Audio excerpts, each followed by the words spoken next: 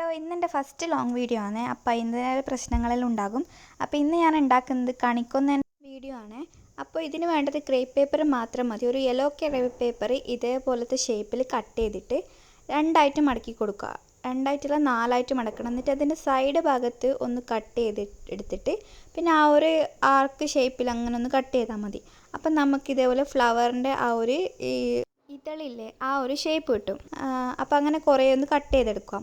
പിന്നെ ഇതിൻ്റെ തണ്ട് ഉണ്ടാക്കണ്ടേ, സ്റ്റെം ഉണ്ടാക്കണം. അപ്പോൾ അതിന് വേണ്ടിയിട്ടൊരു ഗ്രീൻ കളർ ക്രേപ്പ് പേപ്പർ ഇതേപോലെ കട്ട് ചെയ്തിട്ടൊന്ന് അതൊന്ന് റോൾ ചെയ്തെടുത്താൽ മതി. എന്നിട്ടൊന്ന് ഗമ്മ് വെച്ചിട്ടൊന്ന് ഒട്ടിച്ചെടുക്കാം. ഇതേപോലെ നമുക്ക് കുറേ സ്റ്റെമ്മും ഈ ആ ഫ്ലവറിൻ്റെ ആ ഒരു ഇതും ഉണ്ടാക്കിയെടുക്കാം. ഇനി ഒരു ക്രേപ്പ് പേപ്പർ എടുത്തിട്ട് നമ്മൾ കണിക്കൊന്നയിൽ ചില പൂവിൻ്റെ മുകളിൽ കുറച്ച് യെല്ലോ കളറുള്ളൊരു സാധനം ഇങ്ങനെ മുകളിൽ കാണില്ലേ, അതാണ് ഉണ്ടാക്കുന്നത്. അതിൻ്റെ പേരെനിക്ക് അറിഞ്ഞൂടാ എന്നാണ് പറയേണ്ടത്. അപ്പോൾ അതിന് വേണ്ടിയിട്ട് ക്രേപ്പ് പേപ്പർ ഇതേപോലെ കട്ട് ചെയ്തെടുത്തിട്ട് അതും ഒന്ന് റോൾ ചെയ്തെടുത്താൽ മതി. അപ്പം നമുക്ക് ആ ഒരു ഷേപ്പ് കിട്ടും. ഇതെങ്ങനെ കിട്ടും. അപ്പോൾ അത് നമ്മൾ നേരത്തെ ഉണ്ടാക്കി വെച്ചാൽ തണ്ടില്ലേ, അതൊന്ന് റോൾ ചെയ്തിട്ട് ഗമ്മ് വെച്ചിട്ട് നമ്മളൊന്ന് ഒട്ടിച്ചു കൊടുക്കണം. ഇനി നേരത്തെ ഉണ്ടാക്കി വെച്ചാൽ ആ ഇതളുകളില്ലേ, അത് ഇതിൻ്റെ ഉള്ളിൽ കൂടെ ഒന്ന് ഇട്ട് കൊടുക്കുക. ആ 3 എണ്ണമാണ് വേണ്ടത്. 3 ഇതളെടുത്തിട്ട് ഇതിൻ്റെ ഉള്ളിൽ കൂടെ ഇട്ടിട്ട് ഒന്ന് ഗമ്മ് വെച്ചിട്ട് ഒട്ടിച്ചു കൊടുത്താൽ മതി. അന്നേരം അതവിടെ ആ ഇതളൊന്നും വിട്ടു പോകാണ്ട് വൃത്തിക്ക് നിന്നോളും.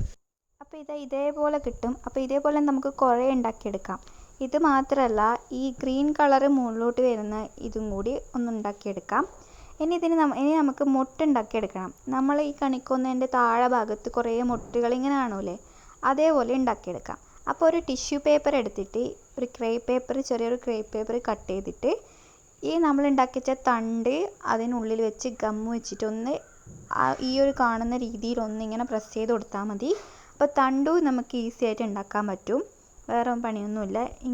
ഇങ്ങനെ ഓരോന്നും ഉണ്ടാക്കിയെടുക്കാം. അപ്പോൾ ഞാനിവിടെ കുറച്ച് തണ്ടാക്കി വെച്ചിട്ടുണ്ട്. ഇനി ഇത് നമ്മൾ വലിയൊരു സ്റ്റെം ഉണ്ടാക്കിയെടുക്കണം. വലിയൊരു തണ്ട് ഉണ്ടാക്കാൻ ക്രേപ്പ് പേപ്പർ കട്ട് ചെയ്തിട്ട് നേരത്തെ റോൾ ചെയ്ത പോലെ തന്നെ റോൾ ചെയ്ത് വെച്ചാൽ മതി. ഇനി ഈ ഇതളും ഈ പൂവും ഈ മൊട്ടെല്ലാം ഇതിൽ ചേർത്ത് വെക്കണ്ടേ. അപ്പോൾ ഒരു ക്രേപ്പ് പേപ്പർ എടുത്തിട്ട് നീളത്തിലൊന്ന് കട്ട് ചെയ്തെടുക്കുക.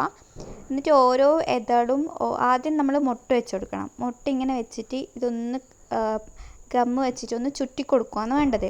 ഇങ്ങനെ റോൾ ചെയ്ത് ഓരോ ഇതളും പിന്നെ കുറച്ച് പൂവും വെച്ച് ഇങ്ങനെ റോൾ ചെയ്തിട്ട് പോകുകയാണ് വേണ്ടത്. അപ്പോൾ അവിടെ ഇങ്ങനെ ഗമ്മ് വെച്ച് കൊടുത്താൽ മതി.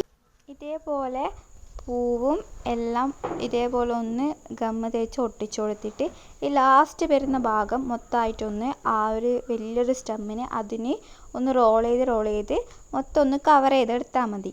അപ്പോൾ നമുക്ക് ഈസി ആയിട്ടുള്ളൊരു ക്യൂട്ടായിട്ടുള്ള നല്ല റിയൽ കണിക്കൊന്നതിനെ പോലെ തോന്നുന്ന കണിക്കൊന്നയാണ്.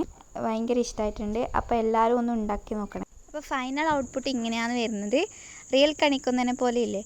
അപ്പം നാളെ വിഷു അല്ലേ, എല്ലാവരും ഹാപ്പി ആയിരിക്കുക. ഹാപ്പി വിഷു.